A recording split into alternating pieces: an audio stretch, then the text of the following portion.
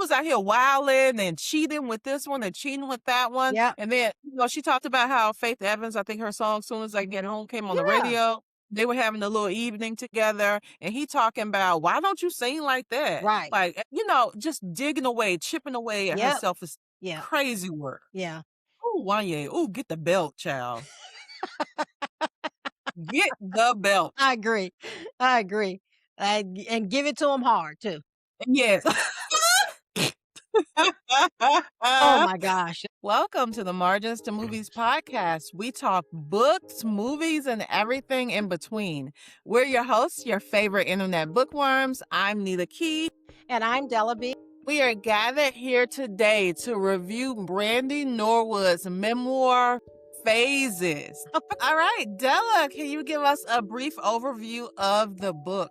Okay, so Brandy's book Phases is basically her story of her life, where she talks about where she started singing in church as a little girl, and then how she went on to great stardom and all the struggles that she faced, all the things that she had to deal with by being in the public eye. She struggled with mental health. She struggled with relationships, just like everybody else. So we hear her story. We hear it from her mouth. This is her personal story. So we're going to tell you what we thought about her book Phases. Okay.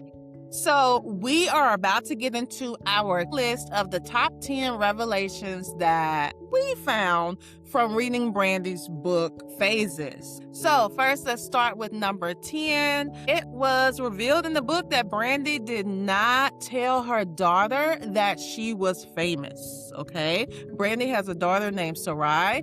And one day they were having like a family get together at Brandi's house. She was hosting. She had some family up from Mississippi. And her video sitting up in my room was playing, and her daughter was upstairs. She said, wait a minute, I know that voice. And she comes running down the stairs, and she sees her mom on the TV, and she was like, Mom, you're on the TV? Mhm. You're singing for other people? You Right. don't just sing for me? And the child had a breakdown, right? And it was like Brandi had to console her. What did you think about that moment, Della? Yeah, I thought that was interesting that she hadn't told her daughter. I mean, I know every parent has their own reasons for doing what they do and what they tell their children. I just thought that her being so famous, that was just different. And again, I think that just was another sign of her insecurities, but she should have told her daughter. Exactly. And then what was interesting too is that like Brandi did so much. It's not like she was famous for a year. Right. She was doing music Right. and she was doing movies Right. and she was on TV. She had Moesha and she had a dog. Like she was so famous. She was Cinderella. Yes. You know what I'm saying? What we understand? So her daughter actually felt betrayed. She was like, I can't believe you didn't tell me. And she felt like everyone had been keeping a secret from her. Like she just felt like she just went through so much in the industry. She kind of went into hiding. Right. And she just found, I guess, joy in being a mom. Right. And that kind of hurt me a little bit because I really wish she would have been more proud of what she had done. She had done so much. And I'm sure that her daughter would have been just beaming with, oh my God, that's my mom. I'm so sure proud. she is now.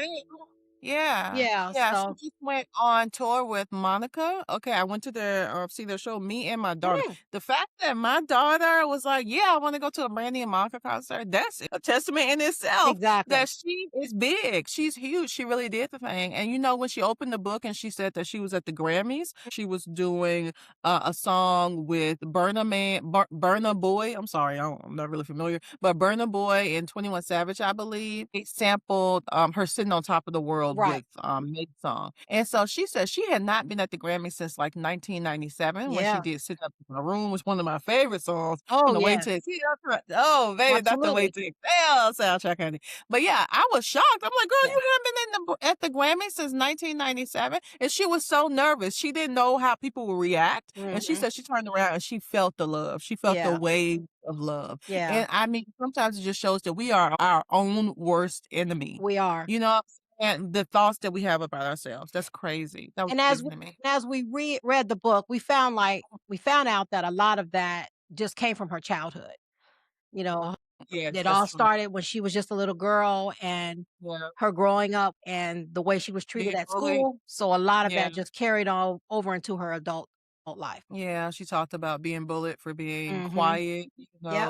for having braces, having short hair, not being Yep. pretty. It was Yep. crazy. But yeah, okay. So let's talk about number 9. So number 9 was Brandy's relationship with Whitney Houston. And let me tell you, Brandy was a Whitney Houston stan, honey.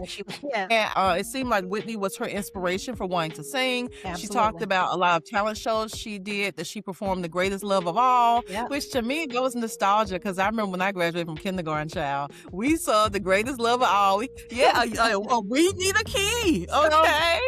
She sung that song all the time, like every audition. It was like, girl, what you gonna say? You already know I'm singing Great Love of All, And so she worshipped Whitney. She really did. And so she actually met Whitney's directors, Ricky Minor. Yes. And so when she met Ricky Minor, she was like, oh, you gotta introduce me to Whitney. He got her tickets to a concert one time. Ricky got her seats in the nosebleed, honey. She was like, wait a minute, brother Ricky. Farmed her way down to the front to that stage. She told them, hey, I'm gonna be famous one day, and you are going to be remembered by me if you let me sneak down. So she got down to that stage. She saw Ricky Minor. She got all the way to him, and then she was waiting. She said she missed the concert because they was waiting to see if she could meet Whitney. She was so excited. Yep. And Ricky said, baby, Whitney is tired. She's not going to do any meet and greets tonight. Yeah. And she just cried and cried and cried. And she said her mama, Sonia Norwood, consoled her and told her, you're going to meet Whitney when you're on top. Yep. Yep. And that is actually how it happened. And she talked about the first time she met her was the Kids' Choice Awards. Mm-hmm. And then she ran, like she just started running. So that was good. Yeah, she ran away, which was funny. Yeah, she ran away. Like, girl, why you running? Like, girl, come here. And so Whitney was her mentor, and she also talked about Whitney's last days. Yeah. And then for her to literally be there when Whitney died, that was devastating to hear her tell that story. I knew that there were a lot of people, but I didn't, at the hotel when Whitney passed away, but I didn't realize that Brandy was there. So that was a revelation to me that she was actually there, as well as the fact that she had spoke with Brandy just the day before. She said they spoke on the phone for like 3 hours, and Brandy had basically told her that she was going to do better. And so, well, no, Whitney told Brandy. I'm sorry, that Whitney told Brandy that she was going to do better. So, because we all knew that Whitney had some issues with addiction. So it was very heartbreaking to see that happened, like right when her and Monica were getting ready to do that Clive Davis Grammy party. And then that was when Whitney died. And she was very devastated by that. Yeah. And I did not realize that Whitney died on her birthday. Brandy and Monica had just done their song, It All Belongs to Me. Yep. And they were doing interviews, and Whitney came through, and she said Whitney looked like she was wet. She looked, like she was just on something. And she actually gave Brandy a note. I have been sitting here waiting for her since I got here. I'm like, where's Whitney? Where's Whitney? A 16-year-old Brandy barely able to contain herself. I just hope she's nice to me and she likes me. Knowing she'd soon share the stage at the 1995 Kids' Choice Awards with her hero, Whitney Houston. Hey, baby girl. Only extra with this amazing video, the superstar surprising her biggest fan. Where you going? Don't you start crying and carrying on and stuff. Come here with your little pretty self. I'm so proud of you. I'm so proud. Yeah, oh, look at you. How you handling that, huh? It's cool. It's cool. Come on, let's go and sit there. Just 2 days before her death, Whitney bursting into this interview with Clive Davis, Monica, and Brandy, handing her protege a private note. This for you. I love you, Whitney Houston. Peace. And they ended up talking later that night for like hours. Yeah. And so she woke up the day she and Monica were going to perform at the pre-Grammy event. And she said she felt like something was wrong. She went to see her vocal coach. She was like, wait, what's wrong? And then she got back to the hotel and realized that Whitney had passed on. Yeah. She was devastated. She and Monica were devastated. Yeah. So that relationship with Whitney, she talked about a lot. So number 8 on our list was what, Della? Brandy's relationship with her mom was number 8 on our list. As a young girl, even before Brandy became big to everyone else, her mother decided to leave her job and she was going to manage Brandy. So her mother had to deal with executives behind closed doors and had to learn the industry. And, she had to stand up for her daughter and make sure her daughter was being taken care of in the right way. She had to look out for her. And then she managed Ray J too. She did manage Ray J as well. So at the same time, she was trying to be a mother to her daughter, and mother-daughter relationships are complicated a lot of times anyway. So that on top of her mother being her manager, many times it brought resentment to Brandi, which was a surprise to me when she said she resented her mother. But I guess I could kind of see that again, because there's mother-daughter relationships can be difficult as growing up as a young teenage girl, as well as then she was in the eye of everyone else. But she wasn't looking at it like that. At times she just wanted her mom, but at times her mom just had to be her manager. Yeah, and I can understand that too, because I feel that with you're struggling, and then sometimes you just want to talk about you're struggling. And if she felt like every time she talked to her mom talking about this business called or this brand deal or that, or maybe she wanted to have a day to herself or take a week on vacation. But because her mom's her manager, she's like, no, you have this obligation and that. So I can definitely see why someone in her position would say, I just want you to be my mom. I think Usher went through the same thing too. Yes. His mom was his manager, and so she stopped being his manager. Sure did. Beyonce went through the same as well. Her dad was her, and her dad's managing her. And I think that when they're young, it's good to have those parents around because the music industry is very predatory. Absolutely. But when you get older and you kind of want to become your own person, you always your mama daughter. Yep. You know what I'm saying? That's right. Always your father's child. Yeah. So trying to find your voice as an artist and stand up for yourself and represent yourself. Yeah, I can understand that. Yeah, because the music industry, like you said, is unforgiving. And even back to Michael Jackson, the Jackson 5, their dad, Joe Jackson, was their manager. So it goes all the way back. But the parents are there looking out for their kids. Like you said, as they start getting older, they start trying to pull away from that, and they start wanting their parents just be my parent and finding someone else to be a manager. Yeah. Okay. So next, one other thing, I was glad that her and her mom did smooth out the relationship as the years went on. Yes. And her mom pulled away from being her manager. And then later on, Brandi even said, well, now I wish my mom was my manager. I wish I hadn't pulled her away so early, because she saw all the other problems that she had with her career. But at the same time, her and her mom did strengthen their relationship. Yeah, her mom did become her manager again. Yeah. So that was good. Along with, I think, a cousin or something like that. Yep, sure did. All right. So we are at number 7, Brandy versus Monica. Okay. So this is one of those things, I went into reading the books. I wonder what was going on with her and Monica, because I know that they were both doing their thing at the same time in the music industry. Brandy had hits, Monica had hits, and I remember they had that hit together, The Boy Is Mine. Yep. I remember they performed at the Video Music Awards, and there was rumors that Monica punched Brandy before the performance. So I said, let me read this and find out what's been going on with them. So she spilled the tea. She said basically, you already have people trying to pit girls against each other, okay, or women against each other anyway. So she said when the song came about, The Boy Is Mine, she wanted to have Monica on the song. Everyone was saying, girl, you just gonna fuel rumors. It's not a good idea. Don't do it. She was so nervous about it. She asked her people to call Monica people. And then Monica said she need to call me herself, right? And so ended up calling Monica. She said, Monica was like, girl, why you didn't call me yourself? Right. And so they had a conversation, and she talked about how they went to Six Flags, and they were just kind of talking as teenagers and bonding, because she talked about how she loves roller coasters. She loves Six Flags. Yep. So she went to Atlanta, and they had a good time. They recorded the song.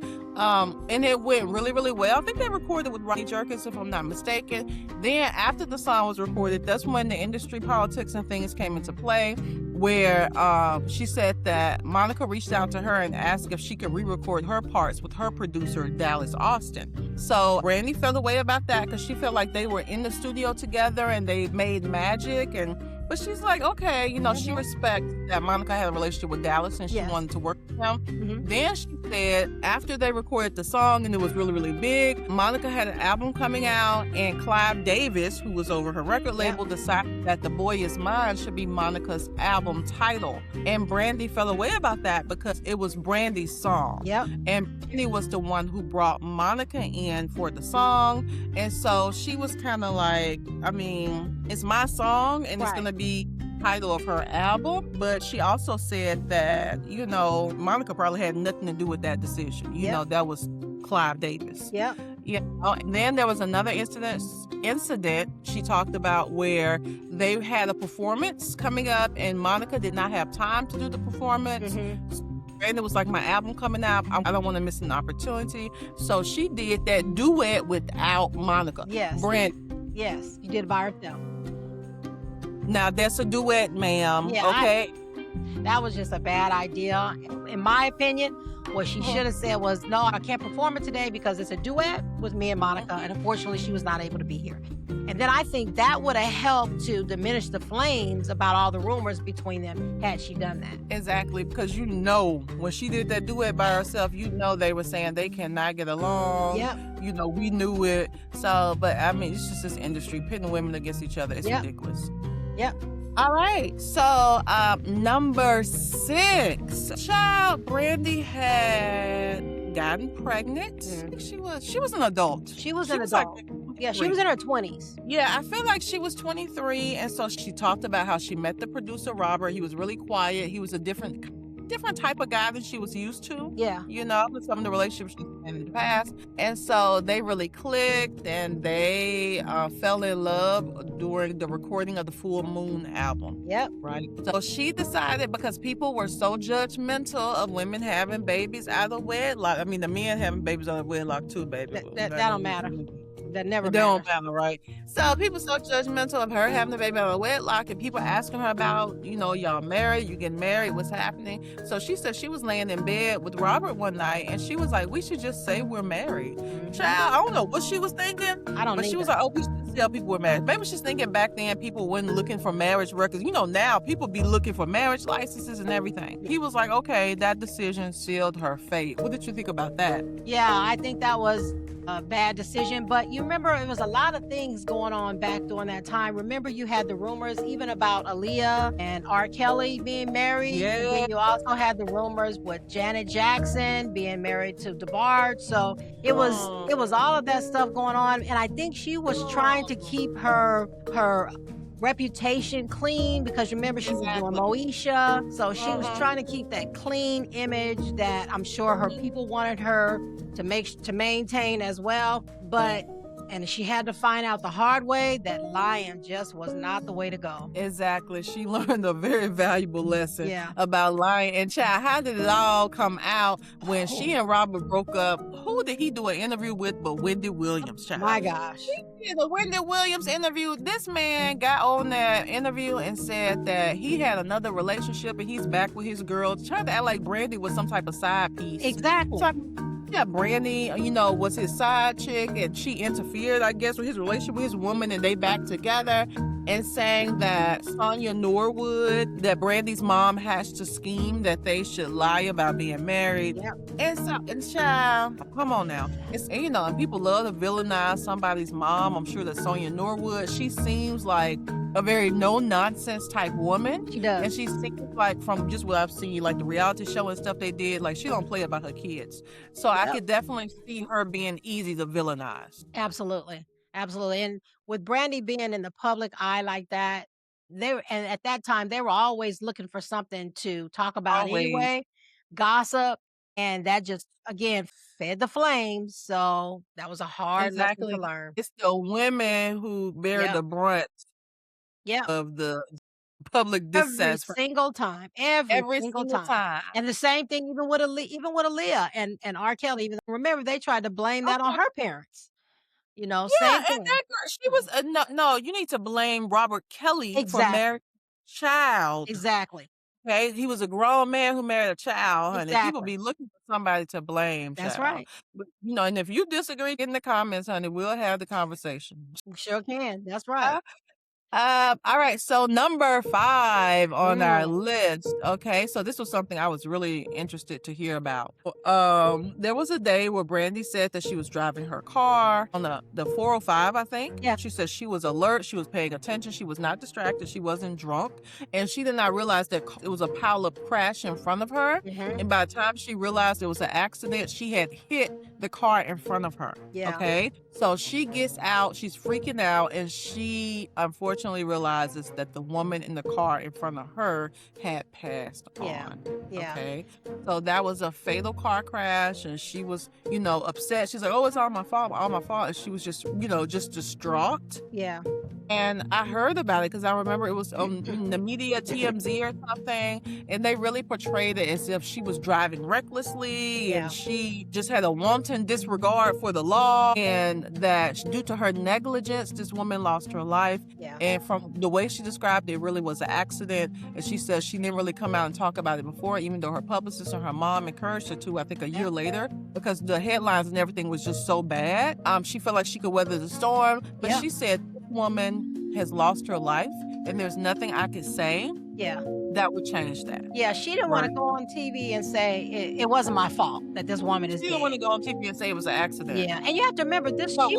She was young. She was very young, and the media can also be so cruel because they're always looking for a story, and then they make up a bunch of stuff without even having all the facts. And the sad thing is, they do that all the time, and it really irritates me sometimes because a person basically has to defend themselves from lies. And that irritates me sometimes when someone's always trying to find a quick story and trying to get their story out there. Exactly, trying to villainize someone. And I think that it was already a tragic situation. Now, she said it did get worse because the family of the lady did sue. Yeah. They did end up settling, but she said there was an investigation. The police, they closed the case. They found that there was no negligence on her part. It was an accident. And so the guilt really weighed on her for years. And she said it took a very, very long time for her to just say to herself it was an accident and actually forgive herself. So I could only imagine how it would feel to feel like you are responsible for something like that. Yeah. But she finally forgave herself. And people forgive. Well, it's time to forgive. I agree. Okay, so what was number 4? So number 4 is her relationship with Wanye. Child. This is a hot one. Wanye Morris from Boys to Men out here in quarter zips. You know what I'm saying? And Carlton sweaters.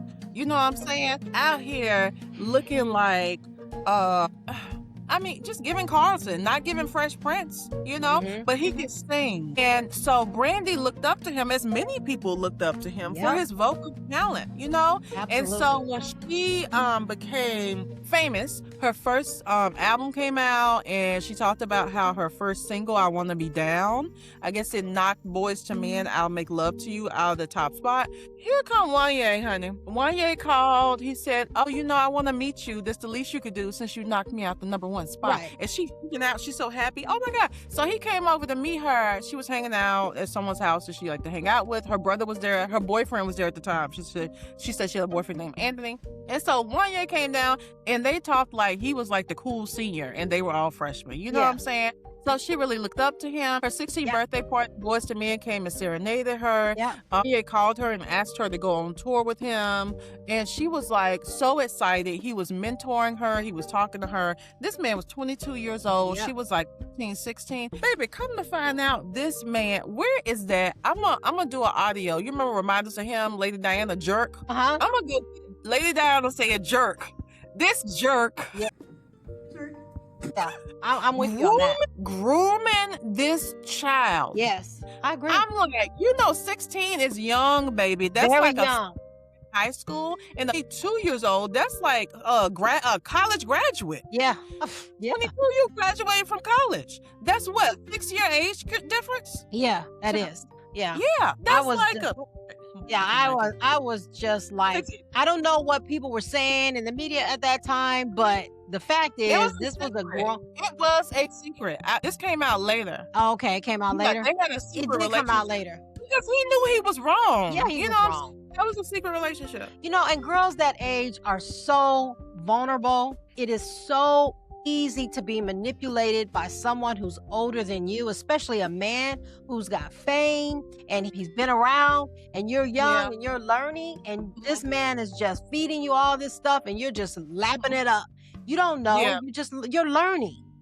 And exactly. He took advantage. And I've seen it so many times before. Even when I was in college, I felt like I had been taken advantage of by an older guy, but it happens my all the time. ex-boyfriend was older than me. And then the thing is, you have to think about, like, okay, if you are 30 and your boyfriend's 36, fine. If you're 45 and your boyfriend's 51, fine. If you're 16 and your boyfriend 22, you too old. Oh, I agree. You too young. Why are you at high schools, okay, roaming around looking for a girlfriend? Absolutely. Sir, you know better. Absolutely. But at that point, he was trying to protect his reputation when it finally did come out. So he was never, ever going to admit. They had a very good boy, clean cut image. Sure did. He was out here wilding and cheating with this one and cheating with that one. Yep. And then she talked about how Faith Evans, her song, Soon As I Get Home, came on the radio. They were having a little evening together. And he talking about, why don't you sing like that? Right. Just chipping away at her self-esteem.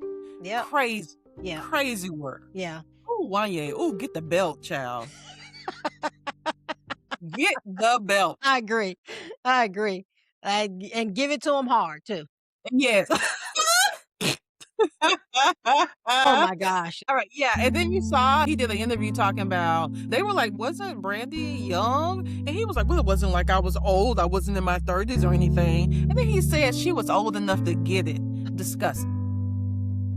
They're very disgusting. It frustrates me that, and it's always, the guys always come out on the clean side of it. Exactly. Like it was fine. She knew what she was doing. Years later.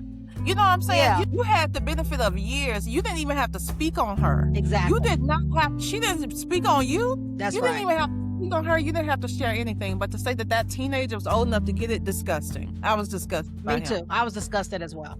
Yeah. Okay. So as I'm getting over my disgust, you want to tell them about number 3. Number 3, Brandy's eating disorder. Yeah, that one. And I could see the pressures that she was feeling about her weight at the time, because there were so many young women coming on the scene and they were being portrayed as being sexy. And Brandy, she wasn't, she was feeling like she was not attractive. But again, a lot of this comes from her childhood when she was told that she was not pretty. So she just thought, okay, well, I got to lose weight so I can look like them, so I can be thin. She at that time thought being thin meant you were going to be pretty.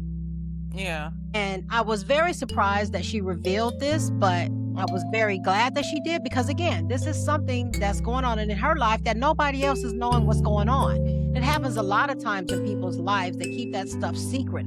So I was glad that she revealed it, and hopefully it will be a revelation for other young girls out there who are always trying to be pretty for someone else, for someone else's version of what is pretty. So I was glad that she revealed that. It was very sad that she went through that, but I'm glad that she finally did overcome it. Yes. I was shocked by that too. I don't remember anyone ever saying that she had an eating disorder or bulimia. So yeah, it seems like she did get to a healthier stage and phase in her life. So we are very, very happy about that. Exactly. Okay, so let's talk about number 2. Brandy revealed that at one time she was in an abusive relationship with a dancer. Yes. Yeah. It seems like she was touring with this dancer. And so in the beginning, she talked about how they just kind of clicked. They had this attraction to each other. And she said the relationship progressed very quickly. Yes. So when she said that relationship progressed quickly, I said, that sounds like trouble. Yes. Right? Exactly. Because even if you do fall for someone quickly, I'm not saying that it couldn't end up being a healthy relationship, but sometimes that is a sign this relationship might be feeling some other type of void, to where you're not really taking your time and getting to know each other as you should. Because I think they started living together very early, and so he ended up being abusive. Yes. And she talked about how he was very possessive of her, very jealous. Very jealous. And how he would say things to her to diminish her gifts. Yes. And how she felt that if she was in a room with people, like at a party, she felt like she had to say, oh, he's a remarkable dancer. He has all this going on. Yes. Because it made him jealous or insecure to hear about her. And I think that in the entertainment industry, it is very difficult to be in a relationship with someone else who is looking for stardom. He was looking to be his own star in his own way. So then he became jealous of her stardom and what she had already achieved, and basically, started putting it down and diminishing her success. And again, his jealousy just came out. But it is very hard for people in that industry to have a relationship with someone else in the industry. And that's the reason Yeah. why a lot of times you'll hear that those marriages that last the longest, with actors or musicians, most of the time, the spouse is not in the industry. So with this Yeah. guy trying to find his stardom, I agree with Nita here. It was just a disaster waiting to happen. It was, and then she called him the dreamer. She didn't reveal his name in the book, Yeah. but she was at a party and she said the dreamer saw the attention I was receiving and felt threatened. Yep. Some guy complimented my performance on a recent award show. His words kind and professional. That was it, a handshake, a warm, harmless gesture exchanged between peers in the parade of industry friends and entourages. The dreamer's smile disappeared, and the instant the guy walked away, replaced by a coldness that made me shiver, despite being in the middle of an overcrowded, overheated room. He was standoffish the rest of the party. It was exhausting, trying and failing to manage his feelings, to balance enjoying being out with monitoring his mood shifts, Yeah. right? So then she talked about how they got into a fight later on when they got in the car, and she asked him, "Can you take me home?" And he said, "Look at me. If I ever catch someone holding your hand like that again," without breaking my gaze, he clamped his hand down on mine with the force that shook me. He must have seen my pupils widening in panic as he bent my fingers back, stretching them to agony, his breath hot and fast against my face. "If I ever see it again, we're done. You understand me? Done." I whimpered, "You're hurting me." The words barely audible. Right? So she talked about how her mom realized that something was going on with her, or maybe someone on the set of Moesha, I'm not sure. It was her mom. And so her mom reached out to her. She ended up telling her mom, Mhm. and her mom told her, "Maybe you're in an abusive relationship." Yep. Her mom sent her a book. She had that book sitting on her nightstand Yep. until this night this happened. That's when she went and read that book, Yep. and she realized she was in an abusive relationship. And she did go home. Mom said, "Come home." After that, she did see him some more, like was trying to, I guess, reconcile, but she did pretty soon after, and we'll talk about why she got on the healing journey, and Yeah. she realized he was not right for her, and she sent him on his way. Yeah, yeah. And again, that industry again is so harsh. It's hard to find people that you trust. And a lot of times that's the reason why they end up in relationships with people that they're around all the time. So Yeah. I really kind of, didn't surprise me. But yeah, thankfully it seemed like that was enough for her to at least create distance, and then Yes. she did find the strength to break up with him. Before we get to number One. one. Thank you. We have some honorable mentions, okay? Honorable mention, her relationship with her brother, Ray J. So if anyone knows Brandy, you probably have heard of her brother, Ray J. Hey, isn't that Brandy's brother? That's a song he did. So he was a singer too. He had a couple of hit songs. His career never took off like No. Brandy's, Mm-mm. but she talked about how she kind of felt bad for that, about Mhm. his career not really taking off. And she also talked about their close bond. She said that the best friend song was about him, and she talked about how he will always be her best friend. Yeah.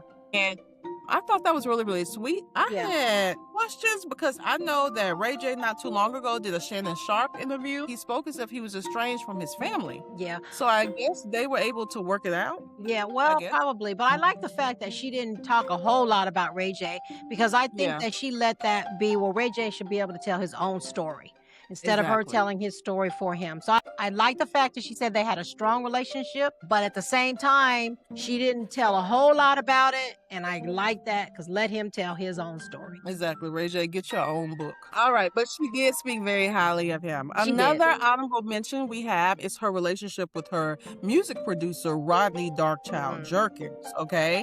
So Rodney was instrumental in her early albums, and they were making magic together. And let me tell you, I listened to Never Say Never like it came out last week. I love that album. Yeah. It is a classic album, Yeah. right? And Rodney was instrumental in helping her craft her sound Yes. and find her voice. Yes. But I think on her next album, she started to work with some more producers.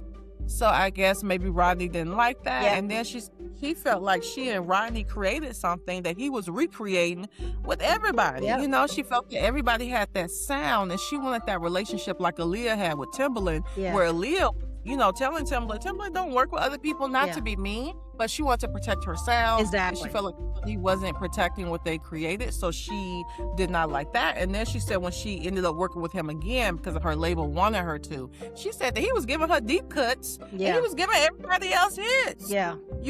And so that was an issue with her as well. Why aren't you giving me the good stuff? Yeah, I agree with that. I thought that was, to me, that's typical of, again, the industry.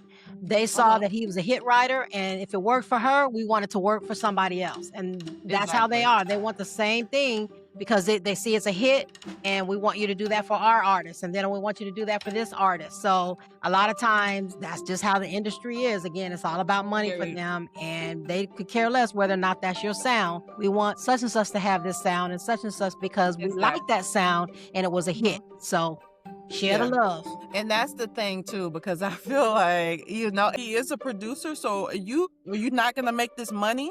So once in the studio, she said that suspicion hardened into certainty one day in the studio. We were mid-clash. What about? I don't even remember. But we were going at it like usual, the way siblings do when they know exactly which buttons to push. Only this time, he looked me dead in the eye and said, go do what you're going to do while I go sell 5 million records with Beyonce. Yep. Words landed like a gut punch. I stormed out the studio. Humiliation burned through me like a wildfire. Love that simile. Left behind in the ashes was a sad realization. It was time for me to move on. Yeah. So that was interesting. And to this day, she's like, they don't really talk like that. She said that he calls sometimes, but she said she don't know what to say. Yeah, she don't know what to say. Yeah, so I guess she felt too disrespected. Yeah. You didn't have to bring up Beyonce right now. I know. You didn't have to do that. I know. So, okay. So now it is time for the number one revelation of Brandi Norwood from her book, Phases. And the number one revelation, you want to tell the people about it, Della? That was her nervous breakdown. Yeah. And what really led up to that nervous breakdown, she was in that relationship with Dreamer at the time. We don't have a name, so that's what she called him, Dreamer. And she was just not saying no to anything. Brandy would say yes to this. She was doing Moesha, she was doing concerts, and she was wearing herself out. And then when she would try to say no to something, then somebody would say to her, well, you got this contract, you made a commitment, this is what you wanted, so you got to do it. So she just learned to not say no, not realizing that this was just going to wear herself down. All of it came together, came to a head, and that's what led to her nervous breakdown. Exactly. She said her body just shut down. At some point, your body's just going to shut down. Yeah. She was hours on set with Moesha. She was the star of that show. So she had more set time. And then she talked about when she was on break from Moesha, she was filming Cinderella with Whitney Houston. And I Know What You Did Last Summer. And then Double Platinum with Diana Ross. So she was just taking advantage of all these opportunities that were coming her way. And also, she was just so exhausted. She was so tired. She was so young. I understand. And I understand you taking advantage of that because while you're hot, that's when you have to take advantage of all that because you may not be hot the next day. Yes. All this comes at a cost. Mental health is serious. That could be something, you deal with for the rest of your life. Yeah. Because of what you went through during this time. So she was able to get to a healthier place. And she talked about how she started meditating and doing yoga. And what got her through was her relationship with God. Yeah. Right? Okay, so that was number one. Now it is time for our rating. Okay. So I'm very curious. Della, what are you rating this memoir? Okay, so I'm going to rate this one a spotlight pick. I like the fact that Brandy came out. She was very vulnerable and she told us her story. And for her to expose herself like that to the world again, she took another chance. And I'm sure that there's going to be people out there that are going to have something to say. This is Brandy's story. Let her tell her story. And let's stop trying to judge her for what she did or what she didn't do. She was young. Years ago. All this came at her very, very fast, and she did the best she could. And I like as we all do. As we all do. We can't judge nobody. Especially when they're in the limelight. You don't know what's going on behind the scenes. You don't. I like the fact that she added some people's names in the book, but she kept other people's names private. I like that too, because again, that may not be her story to tell. She told her story. If somebody else has their story, like Nita said earlier, let them write their own book. And then I also like the fact that she did tell us about her eating disorder as well as her nervous breakdown. Mental health is something that a lot of people, they don't want to talk about or they don't understand, but it's for real. And I think it would be good for people to read her book, and also how she was young and how she was taken advantage of by older men. And this is a very good book for young girls to read so that they can be exposed to things that can happen to you as you are growing up, as you are going to college, as you are trying to be in the industry. Yeah, whatever it is you're doing in life, whether it's in the music industry or whether it's working at corporate America, these kind of things can happen to you. So I like the fact that she was very vulnerable on that. Okay, so again, I would rate it a 5. I would give it a VIP, highlight it on your shelf, because it's a lot of things that she exposed in the book, a lot of things you can learn from. So that would be my final rating. So Nita, what's your rating?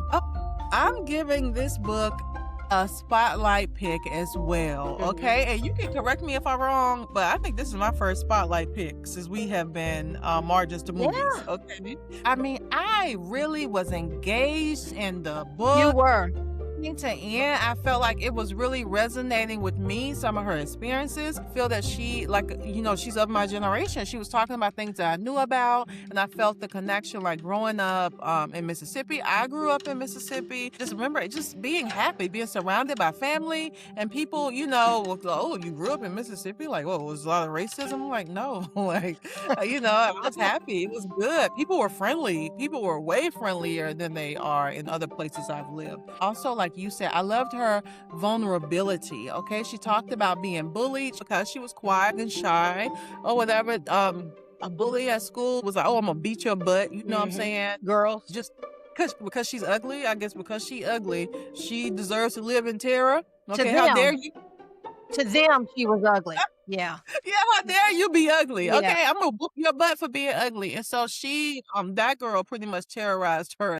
And then she talked about another situation where some girl was bullying her after school, and she said that girl was pushing her around, and she said she felt so humiliated, but she was like, you know what, I'm not gonna take it anymore. And so she was waiting, she was plotting. She said, I'm gonna get her back. And so one day she said that she had taken, I guess, the extension cords in her house, and she braided them together to make a strong, and she said she knew that child was a latchkey kid. Honey, she would have knocked on that door. She said that child broke the #1 rule of being at home by yourself. Don't open that door. She opened that door, honey. Brandy unleashed her can. Okay, she got belt that day. So yeah, I mean, just the little stories she was telling, and then also about, you know, her coach or her counselor in high school telling her she's not gorgeous. It's really wonderful to hear, like, how she came up, how she grew up, how she ended up in the industry, and how she had to overcome so much because she accomplished so much, really in spite of odds. You know, she accomplished a lot. And so, yeah, I'm proud of her. I'm proud of Brandy, and I hope now she's proud of herself. I also like the behind the scenes tea. She talked about how she did the talent show circuit with Tyrese and with Immature. I didn't know she was a background singer. I didn't either. So they did background for Immature. She talked about how she was in a girl group. I didn't know she was in a girl group. I didn't either. She also talked about the guy in Immature tried to touch her, you know, and it was unwelcome. And she threw something at him, and that's how he ended up with that eye patch, because she hit him in the eye with the book. And then we found out that Kanye West been a jerk his whole life, child. She talked about working with Kanye West and how it was a version of a song she didn't approve, but he sent it in because he liked it. And she still had to work with him because her record label promised him her first single and that he could do her video and stuff. So he been a jerk. You, Lady Diana with her jerk thing. I'm gonna put that in right there.